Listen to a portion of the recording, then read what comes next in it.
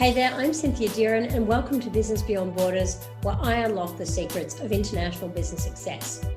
Digital marketing has had a profound impact on how companies promote themselves and sell to their clients, not just at home, but also in global markets. And so today, I'm talking to the owner of one of Australia's fastest growing digital agencies. My guest for this show is Andrew Raso, who's the founder of Online Marketing Gurus. Andrew and his mate Mehrdad set up the company in 2012, not long after they'd graduated from university. And to be honest, things started off pretty slowly, but they grew quickly. Andrew and his co-founder went from just a handful of clients in 2013 to 500 clients and almost $20 million in revenue by 2019. And as the company grew, Andrew started to look for opportunities to grow globally. That's why today OMG is expanding into Singapore and also into the United States. Today we're going to be chatting about Andrew's experiences in the international space and some of the lessons he's learned. Andrew, welcome to the show. Thank you so much for having me. It's great to have you along. Today we're going to be talking about OMG and all things international, but before we get there, can you tell me the OMG story and how you actually got started? Sure. Well, I studied commerce marketing at Macquarie University in Sydney, New South Wales, Australia. And I guess I always knew I wanted to be an entrepreneur. I always knew I wanted to start my business. I didn't know exactly what I was going to do. So after I finished my university degree, there was a careers fair that I sort of got forced to go into at the university. I walked past the stand and the stand had like, a sort of a squeaky duck, and it looked like a cool, funky marketing stand that I walked over to. Eventually, that was the company that I got my first job on. I kept bugging them till they gave me a job. I ended up working for free for a whole bunch of time. I sort of gypped them into doing an account management role. And I guess a few months into that, I realized I could do it myself. So a few months into working for the first company, I basically found my business partner who I went to university with. We were just working across the road from each other, and Online Marketing Gurus was born. Wow. And how long ago was that?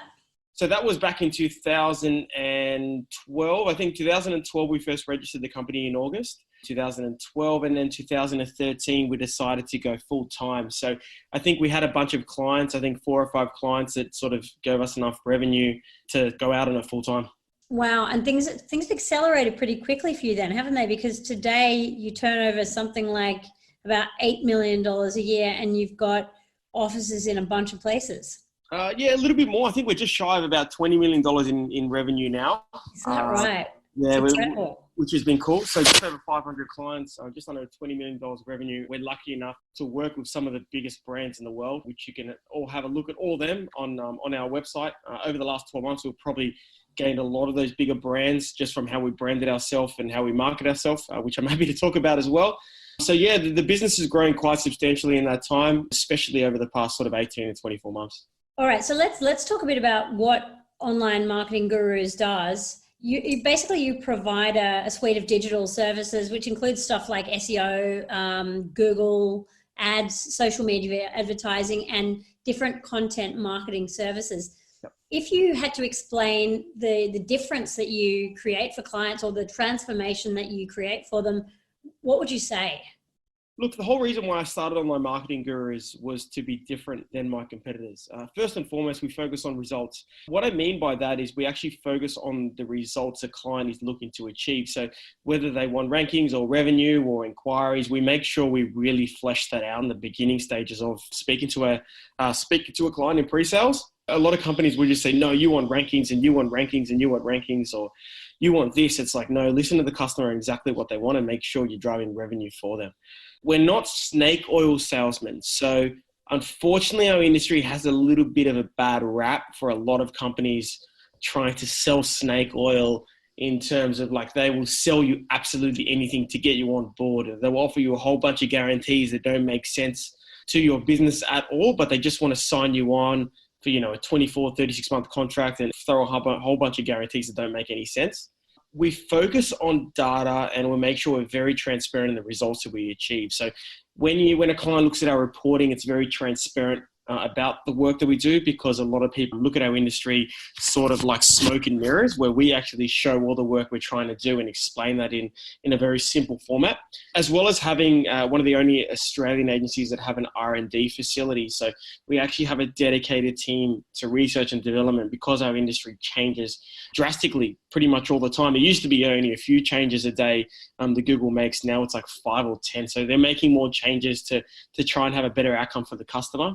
And lastly, we actually turn away a lot of business. So if a client comes to us and like, we want immediate results and the expectations are terrible, I've seen a lot of our pre-sales team actually turn away business. As well as what that sales team does is they actually consult with our consulting team when they put together a strategy, rather than just having a whole bunch of random salespeople and then just putting together a strategy and what they think they work best. They actually sit down with a consulting team and build out a strategy first and foremost before they actually take on any business. So we make sure we're charging the right amount and we're going to hit those goals within those timeframes, rather than just selling them something that we're not. So Andrew, Business Beyond Borders is all about international business, and there were a couple of things that I really wanted to ask you about in that international space.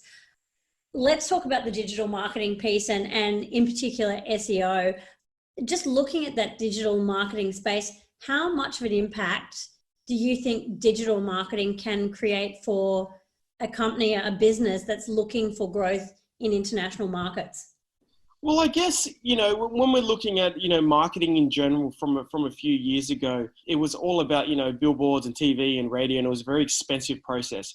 The beautiful thing about digital marketing and especially going international is that you can reach 1,000, 10,000, 1 million people in digital marketing if you really want to. And that's very, very, very hard to do with any other sort of medium, as well as making that very targeted. So, whenever we're trying to go national market, after we've of course done our research, we go after a whole plethora of different people where we don't actually need people in that region. We can do it anywhere. So international expansion now through digital marketing is a whole lot easier than it was 10, 15, 20 years ago using generic marketing channels. I totally agree. And I'd be really interested to get your thoughts on how you need to customize your digital marketing for particular markets, because what people expect market to market, even when countries are quite close together, can be starkly different. Absolutely. And that's something that I've learned as a business probably in the past 12 months. Initially, I thought I was a superstar. I was like, I've done it in Australia. I'm going to go international and it's going to be straightforward and I can use the same marketing material and I can use the same marketing team and it's all going to work out well. That was the complete opposite of what I thought. The company, the sort of countries like Singapore, completely different sort of understanding of what digital marketing is about. Although it is similar in the same sense of what you actually do, the understanding of what they're actually looking for is very different, i.e. they're much more face-to-face. They want to meet, they have a much more demand for meeting people face-to-face because there is little trust in that region. They're a little bit backwards in terms of where digital marketing is now in terms of where it is in Australia compared to Singapore. Like, for example, the gimmicks of guarantees and sort of companies manipulate them into guarantees they still like, which eventually is they're going to move away from, but it's just very different. In terms of sort of pricing structure, it is a little bit cheaper than it is Australia. So we have found we've been most successful where we've had people on the ground from a sales, marketing and account management point of view. They're not necessarily worried about where it actually gets delivered, but they want to see face to face and they want to trust who they're working with because they've been burnt a lot in the past. Yeah, there's not a huge amount of companies that it's sort of big based out of Singapore, example. But as long as they meet you face to face, they trust you a lot more. So let's talk about Singaporean clients, for example, just for a moment. What have you seen with your clients in Singapore that is different to what clients in Australia might expect, for example? So there are different preferences about how things look and feel and about how digital marketing itself works? Because they have a lot less trust in digital marketing, they're still very mainstream on generic marketing. It requires a lot more hand-holding, not only from a pre-sales perspective, but from an ongoing perspective. So when you're in terms of pre-sales, they're expecting a lot more in terms of, they want guarantees. They want to make sure they're making the right decision. They want to make sure they meet face to face before they make that decision. And even once you actually get past that barrier and you start managing the client on an ongoing relationship, they require a lot more touch points. So we've got an account manager in Singapore that manages all our Singaporean clients, and the feedback we get is there is a lot more hand holding there than there is in Australia and other countries that we're pursuing. Now, not to say that's a bad thing. Usually they come around after they have a lot more trust in you, but it's just on the initial stages, there's a lot more hand holding. There's a lot more, this is exactly what we've done, and this is how we're trying to get an outcome, and these are the results we've achieved, rather than other countries. If you're enjoying the Business Beyond Borders podcast and you're thinking about expanding your company internationally, check out the Deeren & Associates website, deerenassociates.com. Yeah, and that really that reflects my experience of working in Asian markets, because those are countries that are all about relationships and businesses done on the basis of actually getting to know and like people and trust people before you start working together, which is a little bit different to the way that we do it in the West. Yeah, absolutely. Nailed that. I mean, even down to the point of handing over a business card and receiving a business card using two hands. These are small things you pick up as a respecting that culture to make sure you're nailing, rather than just, doing all the marketing or all the sales out of a different country and expecting to be successful in that region. That's never going to happen. Absolutely. So, I mean, looking at clients who you have worked with, maybe out of Australia going into a different market, or out of Singapore and going into other Asian markets, what kind of results have you seen where you've worked with clients to get international traction? Look, the results are always pretty similar. I mean, it depends on how big that market is. For example, the US is huge. So, for example, we work with a client called 100% Pure, which is a cosmetic brand. We worked in Australia, the UK, the US, Singapore, and it was a similar process. It was just a lot more competitive. So they scaled to $40 million in revenue plus quite substantially, and that was all through SEO and digital, with basically no visibility when we started. So that was super successful. Another brand new client we worked with that expanded to 30 plus countries was a company called Crimson Education. We work in Australia, New Zealand, the US, Canada, UK, Singapore, and they went from 10 million to $30 million in revenue in under 2 years, just from SEO and Google AdWords. I think from memory, they went from about 200 leads per month to 2,100 leads per month.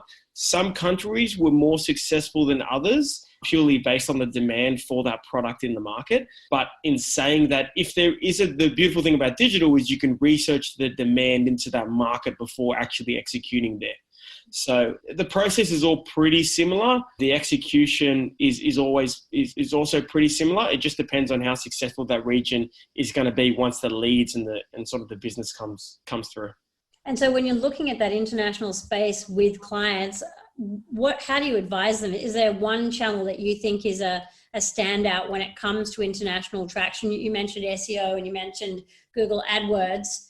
Is there one of those that you think is better for companies than the other, or do they need them both? Look, in total fairness, no. Each client can be very dependent on a single marketing channel or all marketing channels. There's nothing that really stands out. However, if I were to go in any international market, the first channel I use for more sort of the brand awareness, because you never really go into a market and say, I want to take over the world. You need to build up a bit of brand awareness before you start going after the sort of the conversion focused channels, would be Facebook ads. However, that can be a little bit expensive because you're doing a lot more brand awareness. You're looking for more of an impression share and more targeting a much larger impression share in that country. You go down the Facebook route. And then once you've got that impression, sort of targeting that impression share, people will slowly hear from you, and you've released, lots of quality content like blogs and white papers and ebooks.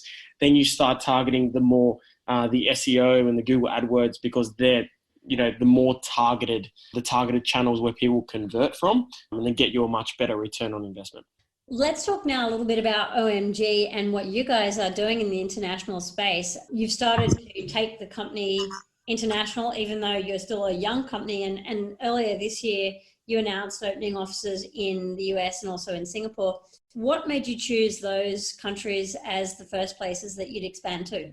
So I'll talk about the USA first and foremost. We about 3 years ago, we had a lot of our business coming from the US. Slowly moved more to Australia because that's our sort of a homebred country. But that was pretty straightforward because it was in a very English-speaking country. As a digital company from Australia, we're sort of very well ahead of the curve in terms of our competitors. So going there was pretty straightforward. The only thing that sort of killed us a little bit was the time difference. And I had to spend a lot of time in the US doing a lot of hiring, which sort of burnt me out a little bit, especially sort of how young our company was. Now moving back into the market is going to be a lot easier. I have a lot stronger business and processes and systems and stuff like that. So that was a no-brainer. As for Singapore, it's once again another English-speaking country where people are well aware of what digital is, and it is continuing to grow. However, with Singapore, we initially spent a lot of money on branding, a lot of events, a lot of Facebook ads, and then slowly moved over to SEO and PPC, and then that was really successful for us. So we try and focus on countries that don't have a huge amount of time difference. So it's easy to expand it slowly from Australia to that country and then slowly move it over, as well as a market that's already pretty mature. We don't really want to go to a market, in Europe that is completely different to what Australia is currently. Very smart. Yeah. So. Tell me, what's the international journey been like for you so far? What's worked well and what things have you found challenging? Look, so many learnings. Initially, as I said to you before, I thought I was just some sort of magician where I would just be like, oh yeah, I made it in Australia, and Australia was difficult. Let's just go everywhere else. But it doesn't really work that way. There's lots of good learnings and there's of course bad learnings as well. Some things I can mention is always test your markets before you go all in. There's a competitor of mine that I know that basically went and dumped a whole bunch of money into Singapore, and they lost a whole bunch of money into Singapore because they didn't test the market. And it's very different to Australia. It's not completely different, but it's still very different. So always set yourself a goal. Okay, I need to bring in $100,000 in revenue before I actually start employing over there, and I do that from Australia first. So I'm going to invest 20 grand. I'm going to get 100 grand of revenue, and then I'll slowly start to invest more rather than just dump the whole thing in. The second thing would be to flood the market with quality content. So once again, you want to earn trust into that market. Now, a lot of people from Singapore know us, which is as a global agency, which is really exciting. So a lot of ebooks, a lot of blogs, a lot of conferences, a lot of, pushing on paid channels such as Facebook and LinkedIn. So just a lot of content initially in the early stages. So people started knowing our brand before we start, going out and trying to sell people things. So that was really exciting. Yeah. You don't necessarily need local content, just content that's globally relevant. So that's why it's easier to go after English-speaking countries. Of course, there's minor factors with everything when you're trying to target a different country. But if it's not too different, then it's not that hard, so to say. Obviously, it's different, but it's not going to be exactly hard. You don't need to, build a whole new marketing team. You don't need to build a whole new sales team. You can still get away with doing a lot from your original country before you start going crazy, if that makes sense. Yeah. And so it sounds like some of those things were easier than you thought they might be. Were there any that were harder? Was there anything, that's come up that you can talk about where you're just like, oh no, yes. That's way harder than we thought. Oh wow, we wish we hadn't done it like that. Yes. What can you share with us that other people might be able to learn from? Probably the hardest thing is finding local people, because you don't know that market. Finding local people to help you, it's like building a business from scratch. So you're sort of juggling running an Australian company or running wherever you are internationally. You're running a different country, and you're trying to find local people that you trust to help build that out, which you can't necessarily be. I mean, everyone starts a business from, your home country to begin with, because you have contacts, you have relationships. It's a lot easier. You know the tax laws, the legal requirements. When you're trying to learn a different region, it is so different, and you need local people that you can trust to help you build that out, which is why it takes so long. So finding local people is extremely hard, and the only way you're really going to do that is if you're there. So every time I've really tried to do it from Australia, it's just burnt out. But as soon as I've gone into that country and I've gone, okay, I want a fantastic salesperson, sure, let's go hard and we'll find a fantastic salesperson and they can meet me face to face. Or I want a general manager, or I want an operations officer. Well, whatever it is you're looking for, you need to spend some time there and really go hard. Yep, I agree with that. That's probably the biggest issue that any business is going to have when they're trying to expand into a region. And so where do you see OMG in the international space 5 years from now? So I'd love to have different little clones of OMG Australia in a lot of different regions, like Hong Kong, Dubai, Singapore, Canada, the US. A lot of those English-speaking countries I'm going to go ham at, really. And if we've done really well, we'll even look at non-English speaking regions. I mean, digital is something that exists in almost every country in the world. So the market exists, which is exactly what we want. We're not an Uber where, you go to Thailand or you go to Bali or you go to China and it's very difficult for you to be Uber and, a competitor will take you over and you don't know if the market actually exists and people want that. In digital exists in almost every country. So that works out really well. So I'm going to really push for those English-speaking countries and create duplicates of that with their own little CEOs and general managers and marketing and sales teams, and then see if I can go after non-English-speaking countries. All right. Andrew, it's been super to have you on the show today. I've got one last question for you before I let you go. Based on what you've learned so far, what would you say to other founders who are looking at going global and wondering whether it's for them? Take it slow, spend a little, make money first before you go into that country, and remember to keep investing. Don't just keep trying to pull money out of that country. Continue to reinvest, close more business to continue to hire people. Once you build up a sustainable business in that country, then move on to the next. Don't try and do a whole lot at once. Take it slow. Try and obviously do as much as possible remotely and fly in as needed. Just talk to as many people in that country as possible, build a lot of relationships and continue to sort of duplicate what you've learned in each country and continue to grow. I love it. Thanks so much for coming on the show. Thank you so much for having me. If you're enjoying the Business Beyond Borders podcast and you're thinking about expanding your company internationally, check out the Deeren & Associates website, deerenassociates.com. Our consulting services, which include market research and modeling, cross-cultural consulting, and strategic business connections, deliver deep insights and create value for larger companies looking to scale internationally. If you're from a smaller organization that wants to expand its global footprint, take a look at our International Business Accelerator program, which my team and I created to help micro to medium-sized businesses to speed up and de-risk the process of going global. The program helps business owners to build a great strategy without having to reinvent the wheel. It creates the momentum to put the strategy into play, and it helps them to generate or raise the funds that they need to get an international expansion off the ground. We built it especially for founders and CEOs who want to take their business to the next level and wondering where to start. It's structured in a way that's simple to follow. It's digital so that you can take part from anywhere in the world. It's a lot of fun and our members love it. Check it out at deerenassociates.com.